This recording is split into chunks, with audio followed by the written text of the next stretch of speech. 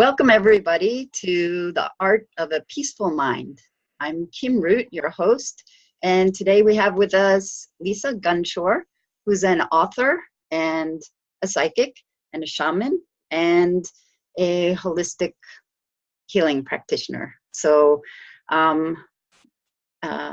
let's invite her. Hi, Lisa. Hi, thank you so much for having me. It's really a blessing. Thank you. Thank you so much. We're so excited to have you here. So you come from about 4 generations of healers, psychic healers, from what I know. Is that right? Yes, it is. I am 4th generation that we know of. I imagine it probably goes back farther than that. But all the women in my family have had some kind of psychic, medium, or trance channel gift that's really been handed down in some way, whether it was teaching it or, just genetics, I guess. So when did you discover what your gift was, or was it developing over time? Yeah, it was definitely, I knew that myself and my mom especially weren't normal, because we saw and felt things that not everybody talked about. So we kind of kept that to ourselves growing up. So when I was a kid, I definitely saw a lot of figures, especially at night. I had a man in overalls that looked like he worked on a railroad somewhere stand at my bedroom door every night, I think for like 4 or 5 years as a child, before he sort of disappeared. And so I would see a lot of beings around me, and I knew that they were people that had passed away. But I wasn't really sure to do with it. When you're a little kid, I'd just run and hide under the covers. It was like, I don't know who you are. I don't know what to do with you. But as I grew into my preteen and teenage years, I became very fascinated with the occult. I read all sorts of history books about witchcraft. I wanted to learn about religion.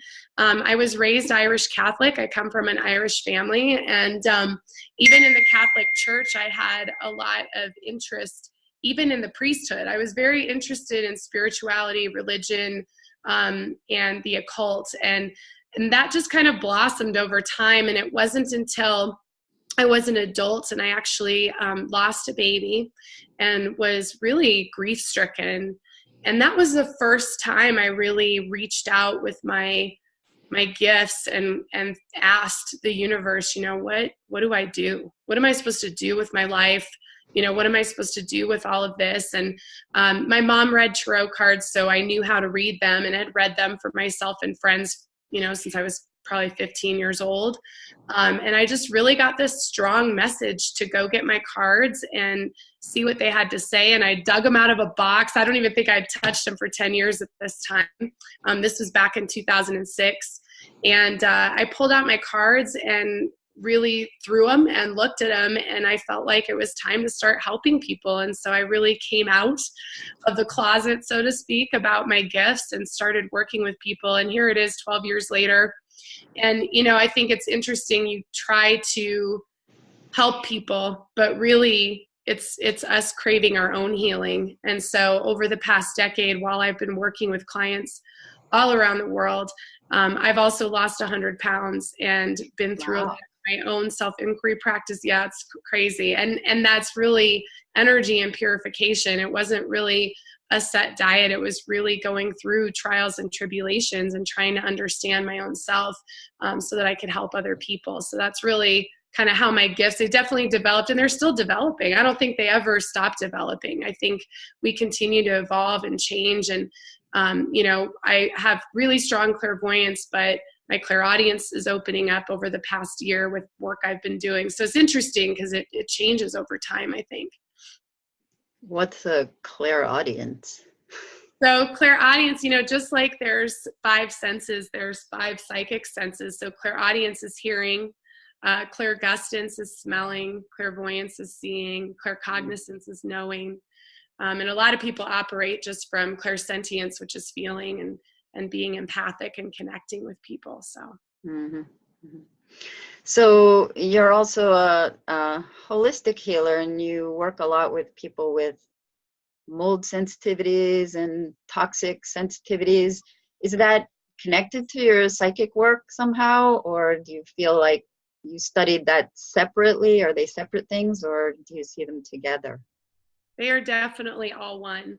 And I've been through multiple layers. It started with parasites and then went to candida and then went to mold. It was like these different layers of toxicity, and each one of them teaches us, about ourselves. And so, and each one took me through a purification process based on what was going on in my life. So they're very much connected.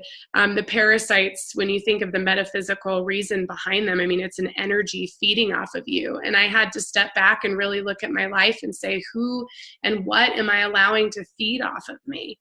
And go through that self-inquiry practice. What was that showing me? How is that serving me? And it really opened up a space for me to look at my own codependency, to look at what I'd created in my life that was toxic.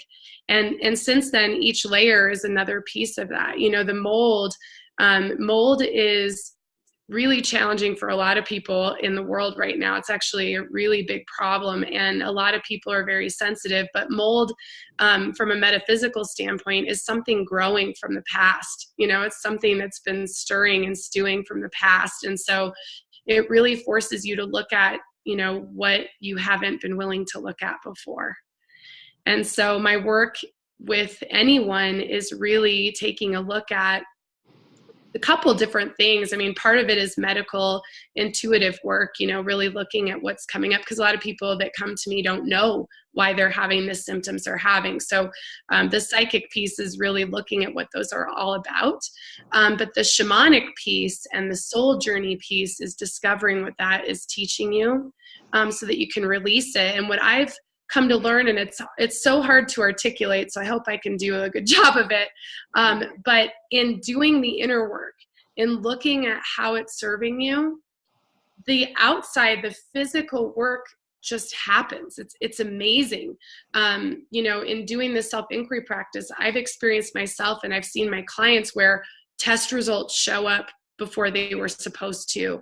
Doctors they didn't know existed showed up. Practitioners come into their life. It's like all the physical pieces also connect as you work on the spiritual part. So it's really all one. It's not at all separate. It's all one. And the only way to keep it from perpetuating itself is by doing the work. So I've myself have had to look at, when it's come up again, I had 2 near-death experiences with mold. And the second one, I had to step back and say, what did I not see the first time? What do I still need to work on that this is still, appearing in my life? So. Wow. So you're really helping people discover themselves and going toward maybe enlightenment or self-discovery as part of the healing.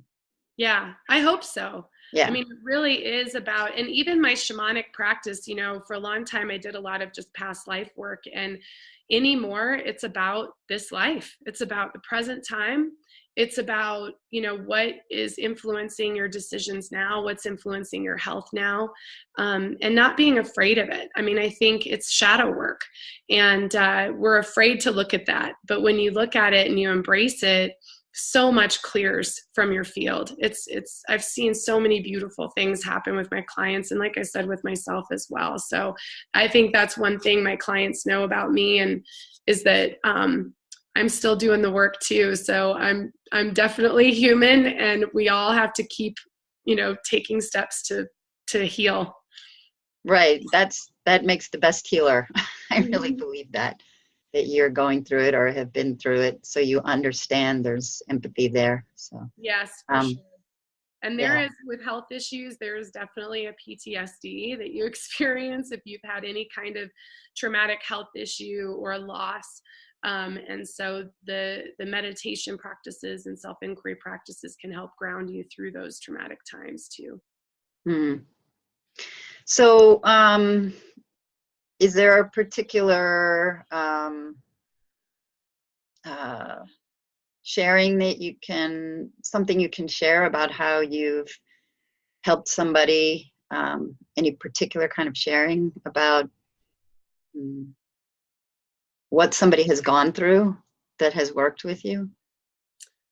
Wow. Yeah, I can. Let me think about what story I want to share. I think I've been to more weddings and baby showers than I can count of people that have come to me and, been alone and wanted help with that. And I do remember one particular young guy in particular, and he's young guy, very not stereotypical of someone who would go to a psychic. And he came to see me every once in a while, and he was always so great. He'd have his journal and he'd write notes and kept track of things. And I remember him coming and talking to me about being frustrated that he was alone and he wanted to have a partner. And so I gave him some self-inquiry practices to work on about, how it was serving him to be alone and what he needed to get from that. And we also talked about how to open up his energy, to having somebody in his life. And he did meet somebody just a few months later. He did his work. He was very diligent. And they not only got married, but I've worked with his wife as well. And she was having issues, having a baby, and gave her some work to do around that, and did a lot of work with the sacred feminine energy. And they are probably having their baby any day now, and are very happy and have been together several years now. And that's just one of many. But that's one that sticks out because both of them are so willing to do the work that you need to do to heal. And they're living proof that you can have the life that you want. Mm.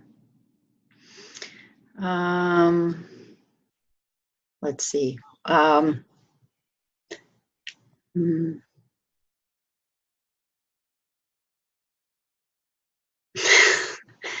know I have more questions, but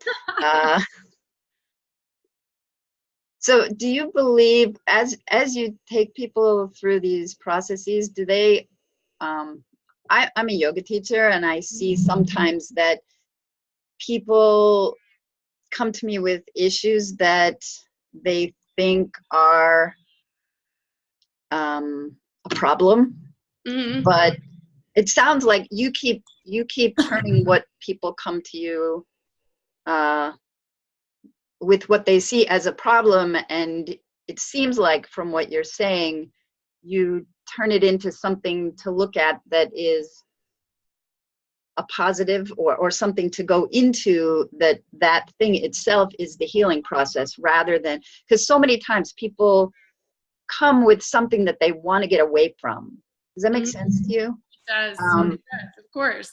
Yeah. Or they're frustrated with, or they feel like they don't want what is happening in their life. And Right. yeah, I typically put it back on them in a nice way, in a compassionate way. But letting them know, that there's a reason for it. There's a lesson in it.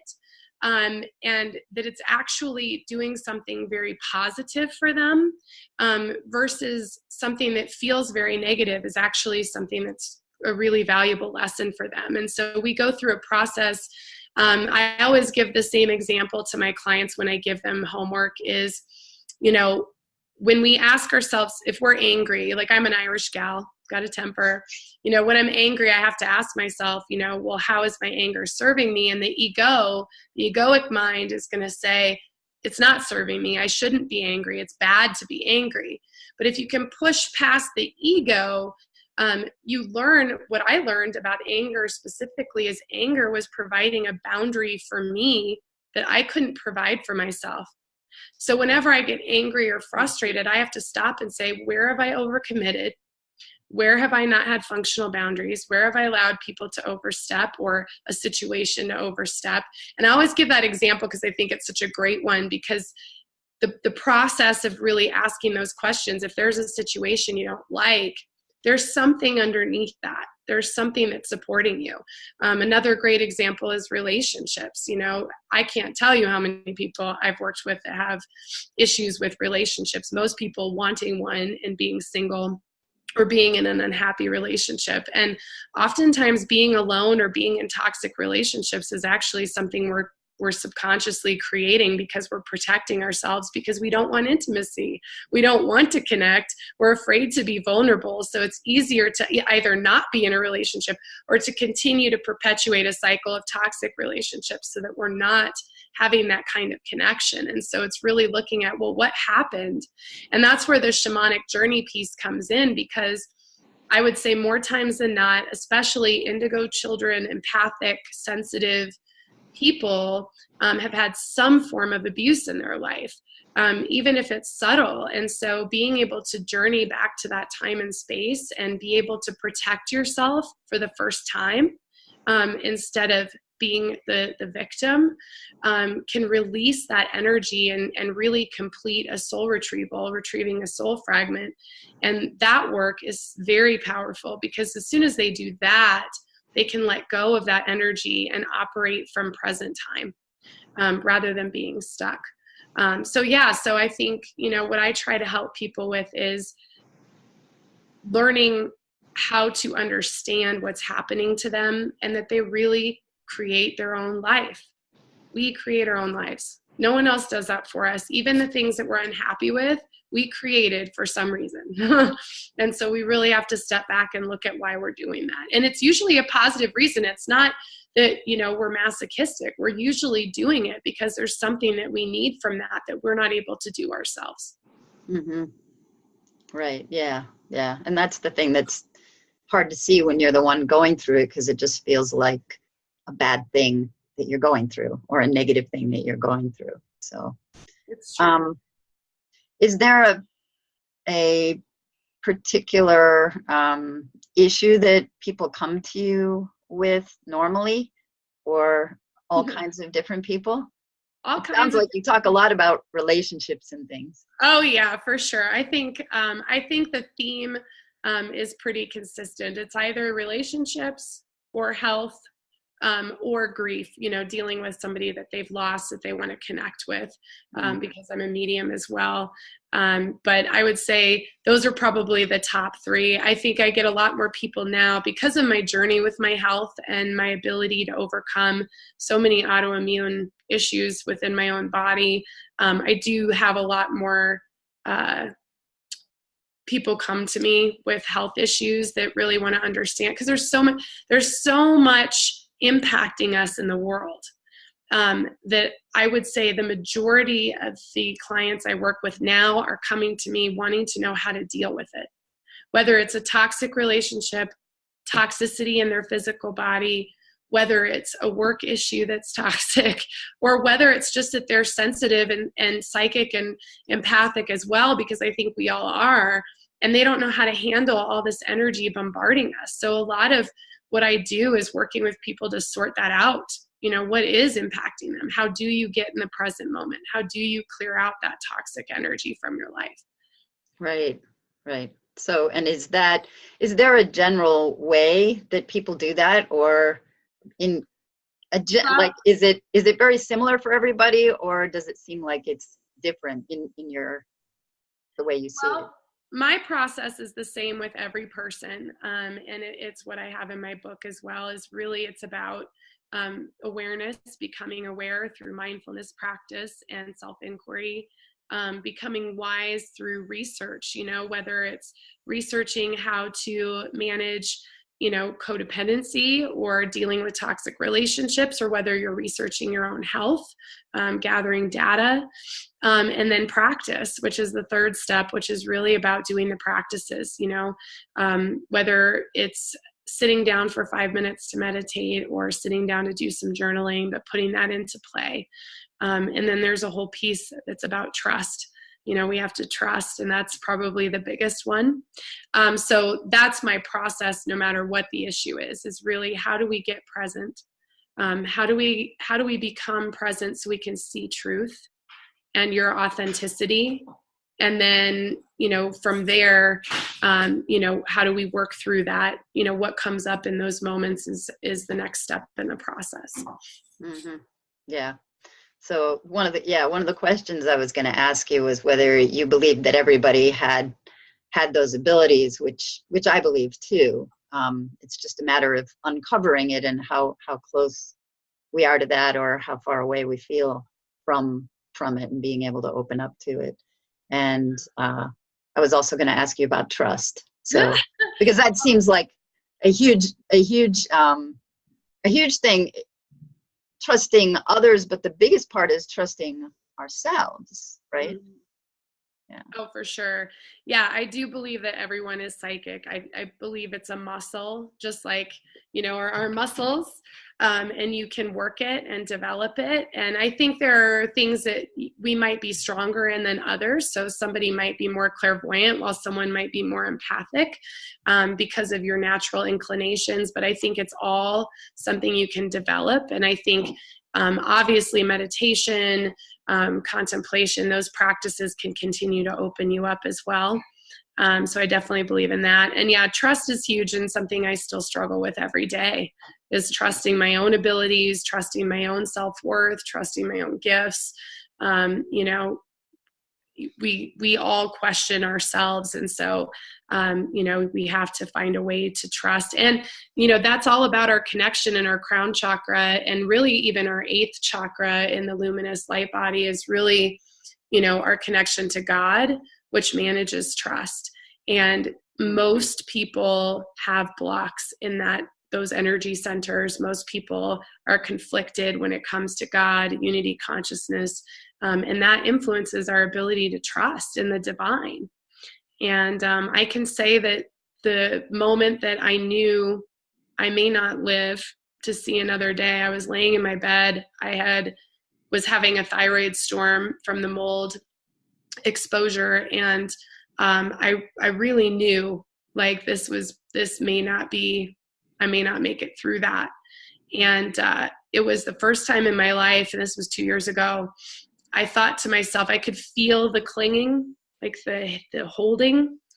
And I thought to myself, I can't be afraid of this. And it's crazy that I would be. I'm like, I talk to people who've crossed over every day, and yet here I am, like, panic stricken. I'm going to pass away in the middle of the night. And I thought, I have to face this. And so I laid in my bed, and I really let go. And I thought, what happens if I leave? And this overwhelming peace came over me, and I thought, wow, like, I've had a really good life. Like, I've done a lot of things. I've had love and travel and experiences, and I've worked with people and all these things.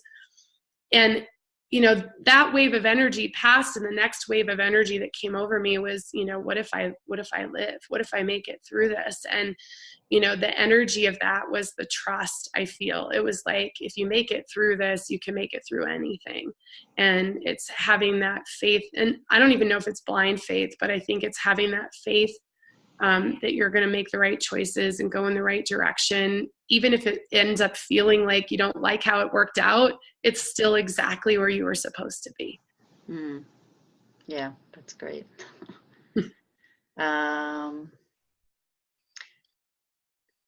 Would you share the name of your book? Yes, I will. So my book is Enlightenment Pie. Enlightenment Pie, P-I-E, exactly as it sounds. And it started kind of as a family joke, about having enlightenment pie. I had done some volunteer work with His Holiness the Dalai Lama in Washington, D.C., and I had just gotten back, and we had this whole like banter with my niece and nephew about enlightenment and enlightenment pie. And that's how it started, almost like 11 years ago. And over time, I started writing about my journey, and it became so intertwined with my relationship with food, with toxic relationships, with food addiction. And it suddenly had such a different meaning for me.